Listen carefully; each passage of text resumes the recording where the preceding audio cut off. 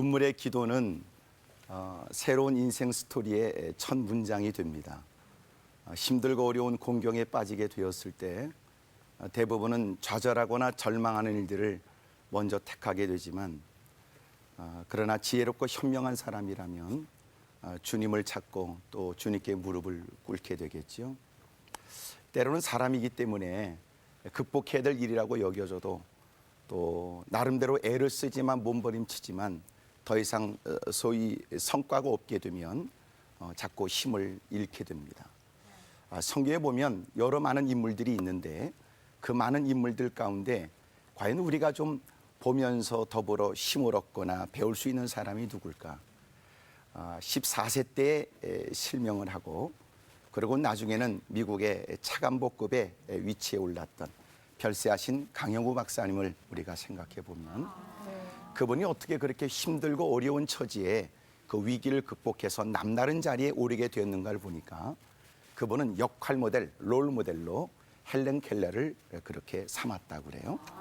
삼중과의 고통을 겪으면서도 그 어떻게 그 위기를 극복했고 남다른 위치에 오르게 되었는지 그래서 그렇게 역할 모델로 삼고 열심히 애쓰고 힘쓰는 중에 남다른 위치에 다다르게 되셨던 것처럼 우리도 이 땅을 살면서 때로는 누군가를 좀 본으로 삼게 되면 때로는 나는 힘들고 어렵다고 해서 자꾸만 무너지고 싶을 때 좀 더 이겨낼 수 있는 힘을 얻지 않겠나 그런 생각이 듭니다.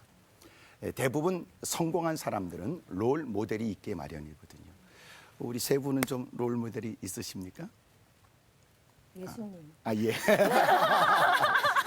우리 성령님. 하나님. 사실은 우리가 그렇게 누군가를 본받고 배우려고 한다면 좀 더 우리는 성장할 수도 있고 또 그분들을 통해서 위기를 어떻게 극복할 수 있는지도 우리가 배울 수 있게 됩니다. 특별히 제가 오늘 한나에 관해서 말씀을 드리고 싶어요. 한나는 말 그대로 한이 많이 맺혀져 있는 여인처럼 느껴지잖아요. 그런데 그 한나가 나름대로 열심히 신앙생활을 하고 누구 못지않은 바른 신앙생활을 하려고 했지만 예기치 못한 큰 곤경에 빠지게 됩니다.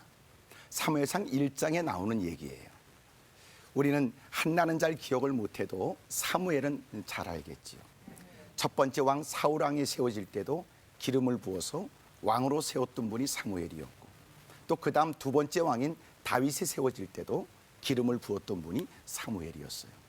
그 당시 영적으로 이스라엘이 어려웠을 때 그 모든 일들을 잘 균형 있게 그리고 하나님 앞에 바르게 설 수 있도록 그렇게 역할을 했던 분이 바로 사무엘이었습니다. 그리고 한나는 사무엘의 어머니였고요. 그 한나는 사실은 자식을 얻지 못해서 그것 때문에 큰 고통과 어려움을 겪었습니다. 왜냐하니까 여러분 자식을 낳지 못한다는 것은 우리도 옛날에 그것이 악의 일이라고 생각돼서 많은 여인들이 고통을 겪었는데 그런데 하나님께서 복을 주셨다라고 하는 히브리적 개념이 있어서 그 복에 대한 개념은 번성이라는 개념이 강해요. 근데 자녀를 낳지 못한다는 건 그만큼 하나님께 사랑을 입지 못한다라고 하는 것으로 비춰지니까 얼마나 힘들었겠어요. 그의 남편은 엘가나였는데 엘가나는 한나 외에 브린나라고 하는 여인이 있었습니다. 대를 잇기 위해서 자식을 얻고자 하는 마음 때문에 또 다른 여인이 있었던 것 같은데요. 그 브린나는 여러 자녀가 있었습니다. 하지만 한나는 그렇게 남편이 그를 끔찍이 사랑하고 자녀를 얻기 위해서 열심히 노력을 했지만 세상사가 다 그런 것처럼 뜻대로 되는 게 아니란 말이에요. 자식을 얻고 싶어도 자식을 낳지 못하는 경우도 있고 어떤 가정은 자식을 낳을 계획도 없는데 그렇게 자녀를 얻는 경우도 있거든요. 그러니까 사실은 생명은 하나님이 주시는 거였어요. 성경에 보니까 하나님이 그의 템문을 막아서 자녀를 갖고 싶었으나 자녀를 낳지 못하도록 만들었대요. 무슨 연유인지 말이에요. 그런 사실을 알지 못하는 사람의 입장에서는 얼마나 괴롭고 마음이 아팠겠어요. 남편은 그를 끔찍이 사랑하지만 그에겐 더 힘들고 어려웠던 일들은 브린나가 여러 자녀를 거닐고 있었지만 남편의 사랑까지도 빼앗으려고 하는 생각에 그 남편 엘가나가 한나를 너무 사랑하니까 그 한나를 대적으로 여겼습니다. 끊임없이 힘들고 어려운 일이 그에게 다가오게 되지요. 어느 날 그는 하나님께 무릎 꿇고 기도해야 되겠다고 생각이 됐습니다. 그리고 하나님께 매달려 기도해요. 대부분의 사람들이 어려움을 만나고 나서야 기도의 필요성을 느끼게 되지요. 기도는 형식적으로 존재하지만 사력을 다하는 기도는 절박함 속에서 터득하게 되는 거예요. 여러분, 성경에는 다양한 기도를 우리에게 가르쳐 줍니다. 하나님은 우리의 마음의 묵상도 하나님이 들으세요. 우리의 눈물의 의미도 살피세요. 구석진 곳에서 신음을 토하듯 하나님께 기도하는 것도 주님이 못 알아들으시는 게 없으신 분이세요. 하지만 누군가가 사력을 다하여 울부짖는 기도에 관해서 누군가는 그런 기도를 상당히 좀 천박한 기도인 듯 느끼는 사람도 있습니다. 성경은 그렇게 말하지 않아요. 여러분, 오히려 하나님밖에 없다는 마음으로 매달리고 몸부림치는 기도를 주님은 더 갈급해하며 도움을 청하는 사모하는 자의 기도라고 주님은 여기시거든요. 어느 순간 우리가 열심히 기도하는 소리내서 발성하여 매달리는 모습을 하찮게 여기는 것이 아닌가, 그런 안타까움이 있습니다. 한나는 힘들고 어려우니까 하나님밖에 없었어요. 남편이 자기를 끔찍이 사랑하는 건 사실이지만 여인으로서 자식을 낳고자 하는 그의 마음을 충족시켜 주시는 것은 하나님밖에 없다는 걸 깨닫게 됩니다. 많은 시간이 지나가고 많은 세월이 흘러가면서 그는 하나님께 절박하게 매달리게 돼요. 성경에 보니까 그는 통곡으로 시작했고 그리고 금식하며 하나님께 매달리게 됩니다. 몸부림치는 그의 기도에 마침내 하나님이 응답해 주시길 원했지만 정작 기도하는 그에게 나타나진 것은 엘리라고 하는 제사장이 기도하는 자기를 오해하는 발언을 한 거예요. 그가 볼 때는 얼굴은 벌겋게 상기되고 깊은 기도에 입술은 움직이니까 마치 술 취한 여인이 넋두리하는 모습처럼 보여줬던 모양입니다. 그가 조심스럽게 그에게 권면했어요. 너는 술부터 깨고 와서 기도해야 되겠다고 말하지요. 그것은 여인에게 큰 상처가 됐어요. 진짜.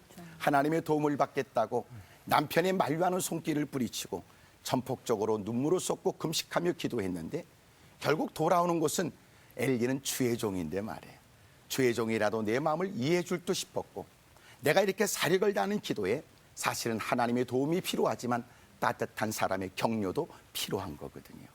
근데 그렇게 몸부림쳤는데 가슴 아픈 것은 그가 하는 얘기가 술 취한 여인처럼 여겼다니 마음에 상처가 되잖아요. 그럼에도 불구하고 참 그는 지혜로운 여인이었습니다. 여러분, 연세가 들고 나이가 들었으니 내가 그렇게 보여질 수 있다고 생각이 됐고 설명이 필요하다고 생각이 돼서 사실은 나는 술 취한 여인이 아니라 사연이 많은 여인이요 하나님께 도움을 청하겠다고 매달려 기도하면서 심정을 통하는 기도를 드렸다는 사정 얘기를 말씀드린 거예요. 여러분, 그런 일에 시험 들 수 있고요. 그것 때문에 상처 입을 수 있는 일에 벌써 자기를 이해시켜가면서 설명하는 여인이 얼마나 기특하게 느껴졌겠어요. 그 마음 가운데 하나님께서 당신의 애절한 기도에 응답해 주셨을 거라고, 그리고 급기야 그 주의 종의 따뜻한 격려와 하나님이 응답해 주셨을 것이라는 얘기를 듣고야 그는 집으로 돌아오게 됩니다. 하나님께 드린 기도에 관해서 더 이상 염려하지 않았어요. 그리고 남편과 더불어 그렇게 귀한 밤을 보내게 됩니다. 성경에 보니까 하나님이 그의天문을 열어주셨고 그래서 그가 잉태했고 자식을 낳아 이름을 하나님께 구했더니 하나님이 응답해 주셨다는 이름에 사무엘이라고 이름을 짓게 됩니다. 10아들보다도 귀한 아들이요 세상에 영향을 끼치는 아들이요 한 나라의 귀중한 역할을 감당하는 귀한 아들이 되었습니다. 그리고 성경에는 우리에게 중요한 사실을 가르쳐 주는데 아들을 얻고 난 다음에 그가 기도하면서 하나님의 도움을 얻고자 구했던 기도의 내용 중에 하나가 뭐였냐면 하나님이 제게 자식을 낳지 못하는 여인이라는 이 오명을 벗을 수만 있게 하신다면 내가 하나님이 주신 그 자녀를 하나님께 드리겠습니다 라고 서원했던 거예요. 하나님이 응답해 주셨는데 그는 기꺼이 하나님이 내 기도에 응답해 주셨으니 나 또한 하나님께 엎드려 기도했던 그 기도를 기억하고 내가 하나님께 이 자녀를 드립니다. 젖을 떼고 난 다음에 그리고 하나님께 드리게 돼요. 그래서 사무엘은 나중에 그곳에서 성전에 수종드는 여인들의 손에 의해서 그는 성장하게 되고 한 시대에 쓰임받는 하나님의 인물이 되거든요. 우리가 이런 위기 관리에 관해서 제가 말씀을 드렸습니다마는 그 사람을 알려면 결정적 순간에 그의 모습으로 본 그를 참으로 알게 돼요. 평상시에는 믿음이 있는데 위기를 딱 만나고 나니까 그는 믿음이 없는 사람과 다를 바가 없다. 평상시에 그의 믿음은 무엇인가 의문이 되잖아요. 평상시에 열심히 누구보다도 성경을 접하고 믿음을 갖고 왔던 사람, 예기치 못한 시련을 딱 만나게 됐을 때 그가 보이는 그 문제에 대하는 그의 의식과 삶의 자세를 보게 되면 그의 평상시의 믿음의 진위 여부가 확인이 되는 겁니다. 한나, 우리는 그분을 통해서 어떻게 위기를 극복할 수 있는지를 배우게 되는데 세 가지를 말씀드리고 싶어요. 그 첫 번째가 뭐냐면 그는 자식이 없었습니다. 그래서 그것 때문에 큰 고통과 어려움을 겪게 되었는데 그는 없다는 것 때문에 좌절하지 않고 그는 있다는 것에 확신을 가졌어요. 뭐가 있었을까요? 하나님이 그에게 하신 약속이었어요. 여러분, 없다는 것 때문에 절망하기보다 그는 있다는 것 때문에 희망을 갖게 됩니다. 자식은 없었어요. 그러나 그에게는 약속은 있었습니다.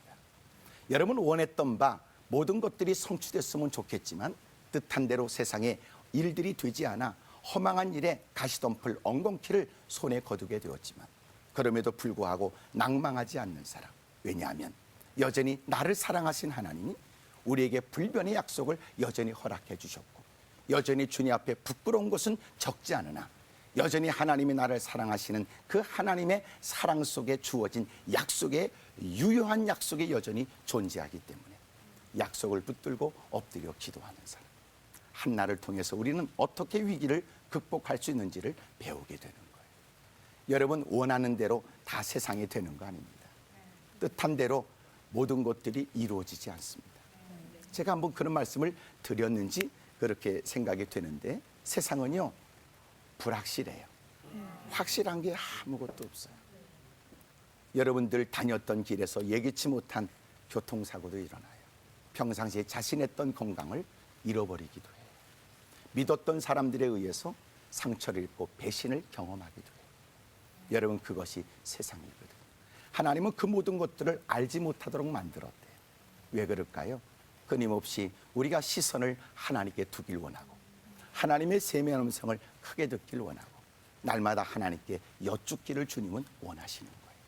위기를 만나고 나서야 하나님을 생각하는 사람. 어떤 사람은 안 되니까 끝이라고 생각하고 어려우니까 포기해들로 여길 때 그런 중에도 평상시 제대로 믿음을 가꾼 사람은 나는 원했던 바는 없으나 그래도 하나님이 내게 약속하신 기도하면 응답한다는 약속이 있다는 사실을 상기하고 주의 이름을 부르기 시작하면 그의 삶은 새로운 반전의 역사가 있게 되는 거거든요. 여러분, 저는 가끔 뮤지컬도 보는데 여러분 뮤지컬을 보게 되면 사실은 1막이 있고 2막이 있잖아요. 1막과 전혀 다른.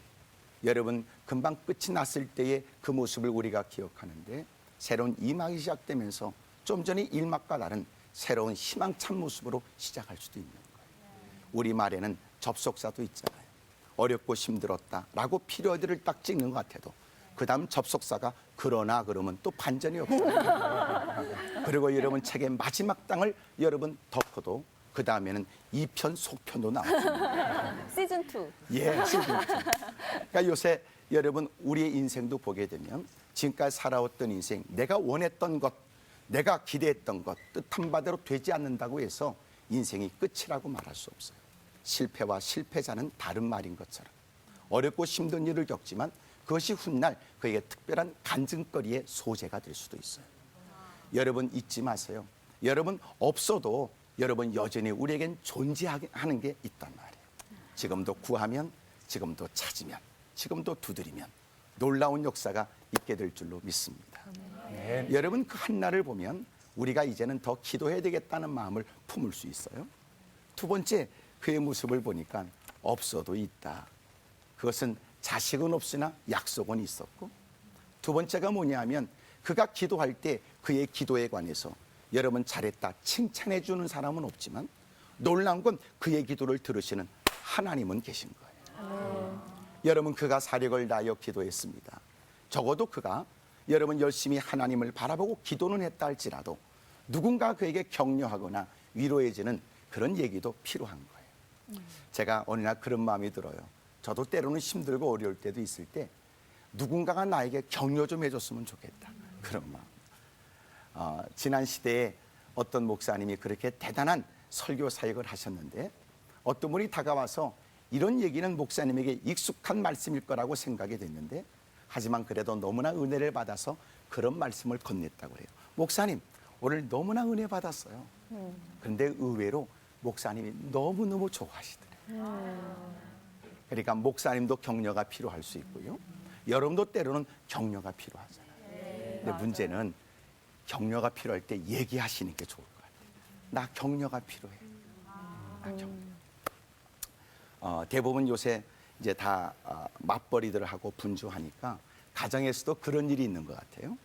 남편이 늦은 시간 파김치가 돼서 시달려 그러고는 드디어 집에 딱 들어오면 다 바쁜 거예요. 아내는 텔레비는 나의 목자신이 그러고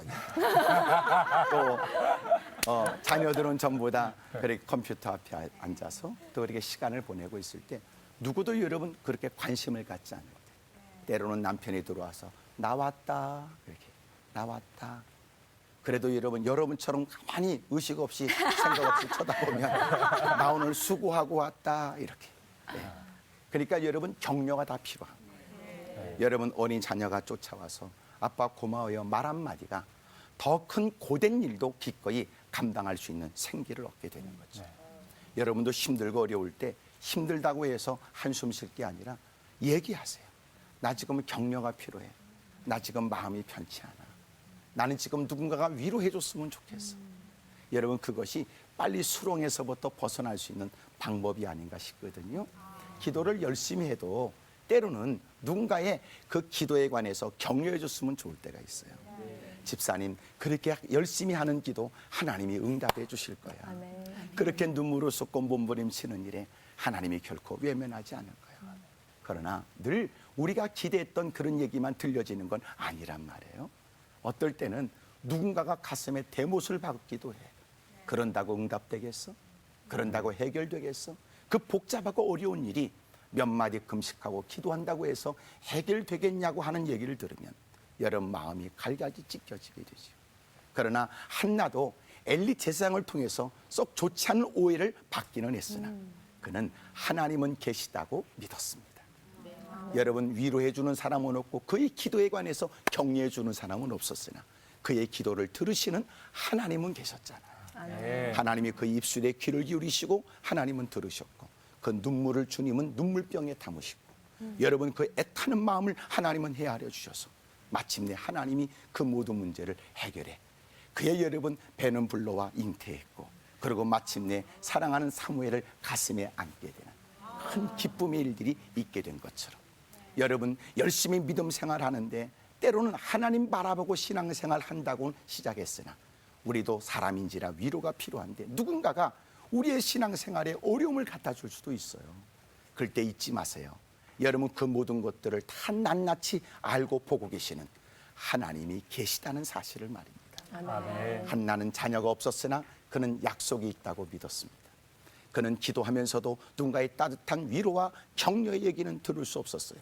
마음에 깊은 상처가 되고 여러분 신앙생활도 힘없이 무너질 수 있고 더 이상 기도할 매력도 잃어버릴 수 있을 때 그는 그럼에도 불구하고 내 기도를 하나님이 들으실 테고 하나님은 응답해 주신다는 확신을 갖고 드디어 하나님의 도움을 얻게 된 것처럼 여러분도 누군가가 여러분의 신앙생활에 특별한 격려에 용기를 북돋는 사람은 없다 할지라도 하나님은 보시고 하나님이 역사해 주실 줄로 믿게 되시길 바랍니다. 아멘. 여러분 신앙생활 잘하다 보면 흔들릴 때 있잖아요. 그럴 때 어떻게 해야 될지 한나를 기억하면서 그래 나보다 더 절박한 처지에 그렇게 예기치 못한 시련을 겪으면서 어찌 보면 그렇게 힘없이 무너져서 세월을 한숨으로 탄식으로 시간을 보낼 수 있을 때 그는 하나님께 무릎을 꿇으며 위기를 극복했던 것처럼 나도 지금 힘든 건 사실이고 어려운 건 사실인데 나도 주 이름을 부르면서 이겨내야 되겠다. 그런 여러분 힘을 얻게 되시길 바라요. 여러분 신앙생활 하다 보면 때론 어렵고 힘든 일을 만나면 우리는 그런 일들을 자꾸만 피해 도망갈 생각을 해요. 그건 현실이고 사실이에요. 여러분 우리는 신앙생활 한다는 것은 우리는 현실을 도피하는 게 아니란 말이죠. 어려운 거 사실이에요. 힘든 거 사실이에요. 그러나 우리는 믿어요.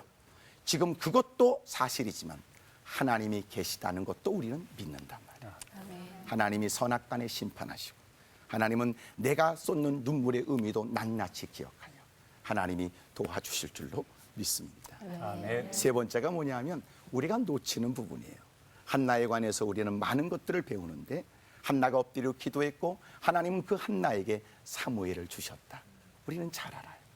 기도해서 하나님이 응답해 주신 것처럼 우리도 기도하면 좋은 것을 얻을 수 있다. 그건 알아요.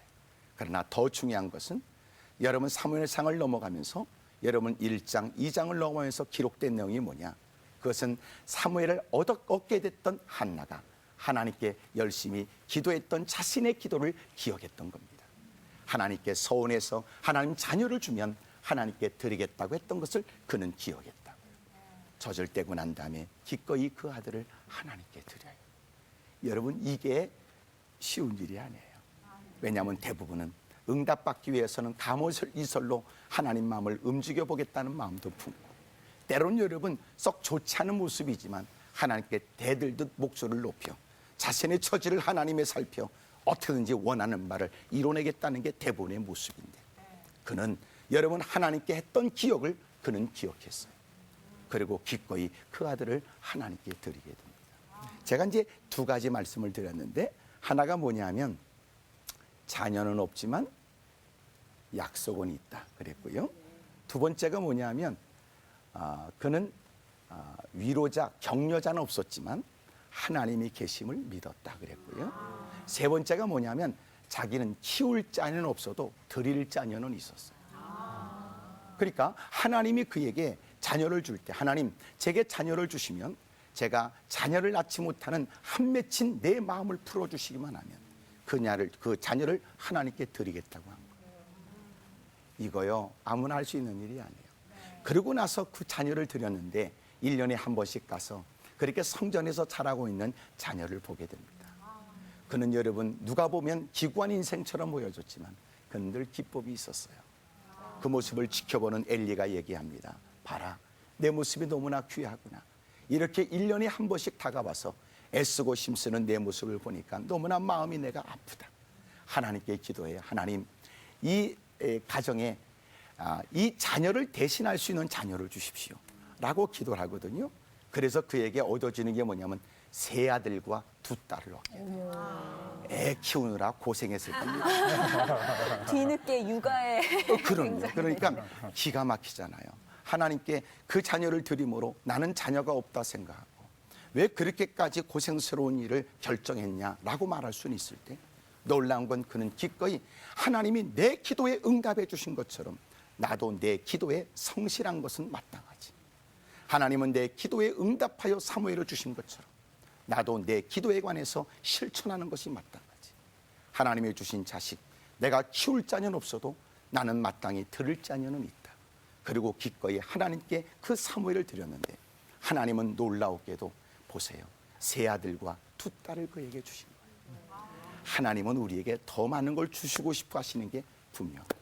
아멘. 사랑하는 여러분, 여러분도 때로는 그렇게 하나님께 부여로운 사람, 자기를 위해선 인색하게 살더라도 하나님께 부유롭게 사는 사람. 하나님은 없어서 그것을 받는 게 아니라 하나님은 그 마음을 살피시는 거예요. 그리고 더 많은 걸 우리에게 주시거든요. 11조 말이에요. 11조. 10분의 1을 하나님께 드린다는 건 때로는 부담스럽지만 그것은 물질에 대한 얘기가 아니고 우리의 신앙, 마음에 대한 얘기거든요. 그 모든 것은 하나님께로부터 주어진다는 것과 그 모든 것은 또 하나님께로 다시 돌아갈 수 있다는 사실을 인정하는 거예요. 그럴 때 하나님께서 그 마음을 살펴 그의 곳간을 채워주시고 많은 것들로 하나님은 그렇게 채워주신단 말이에요. 나는 여러분들이 위기를 만날 때마다 위기 관리에 탁월한 모습이 있게 되기를 주의 이름으로 축복합니다. 오늘 세 가지를 다시 여러분들에게 말씀드리는데 그는 자녀는 없어도 그는 약속은 있다고 믿었어요. 그는 그가 열심히 기도했는데 격려하는 사람은 없어도 그는 그 기도를 들으시는 하나님이 계시다고 믿은 거예요. 여러분 그는 하나님이 응답해 주시자 자기가 기꺼이 기도했던 것을 기억하고 그리고 하나님께 부유롭게 살기로 결심하여 키울 자는 없지만 말씀드렸던 대로 드릴 자녀는 있었던 거거든요. 그랬더니 하나님이 그가 원했던 것보다 더 많은 풍성한 것으로 그의 가정에 은혜를 주신 것처럼 위기를 만나는 건 인생 속에 다 있을 수 있는 일이지만 이제는 위기를 어떻게 극복할 수 있는지 한나를 여러분도 롤 모델로 삼고 그렇게 위기를 만날 때마다 뛰어난 기지, 뛰어난 신앙생활의 모습을 보여 이전보다 더 좋은 결실과 열매도 있게 되기를 축복합니다. 아멘. 감사합니다.